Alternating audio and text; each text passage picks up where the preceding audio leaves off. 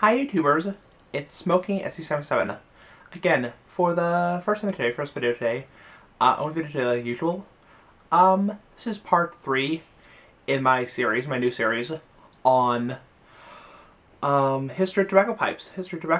So last video we did 16th century pipes, or 16th century tobacco, whatever. So pipes, you know. Now we're going to do 17th century. Now 17th century is obviously the 1600s, you know.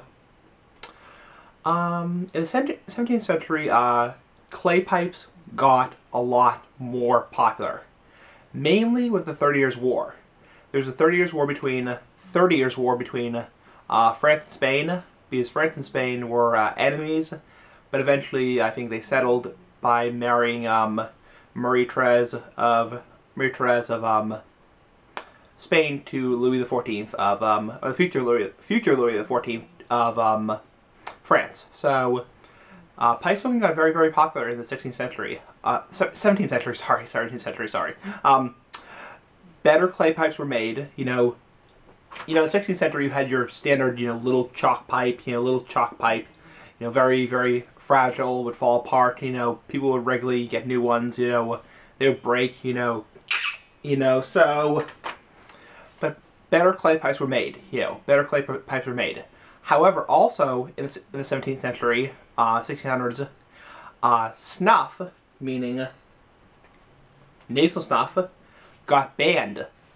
Yep, it got banned by the Pope. It got banned by the Pope because it was thought back then that sneezing, achoo, sneezing was too close to sexual ecstasy. Yeah, weird.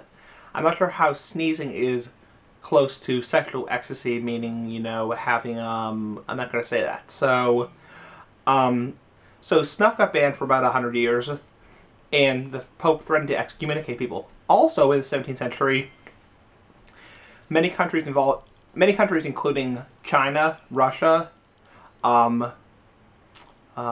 Turkey, threatened to sentence people to death for smoking. There's a lot of controversy over smoking. James I of England started the first anti-tobacco campaign ever, and you can actually still read his, I think you can still read his book on tobacco, his anti-tobacco book, which was written in 1604, I want to say, 1604.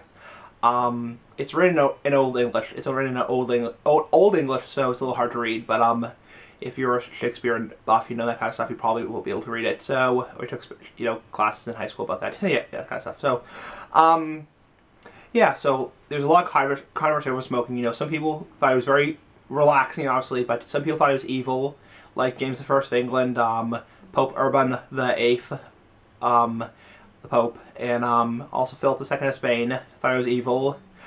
Also in the 17th century, Jamestown was founded in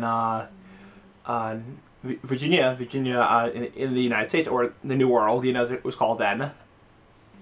And what really saved Jamestown was the production of tobacco, because the town was on the verge of starvation, and tobacco saved it, because tobacco was the tax back then. It was a crop, it was the money back then. And that's what saved Jamestown. So, and even though smoking was very controversial in that period of time, throughout the 17th century, what I'm trying to say is, within about 100 years, people started to hate smoking less or hate tobacco less, because they found out how enormous the profits you can make from tobacco, the money, how much tobacco can generate in terms of profits. So it's kind of interesting, nowadays in the 21st century, present day 2013, how much people hate smoking now, especially cigarettes. So it's very interesting, how back then people, hated smoking kind of like we hate it today. So anyway, so better clay pipes were made, obviously, and clay was really the only material back then that was used for pipes. Briar was not developed yet. Meerschaum was not developed yet. Corncob was not developed yet.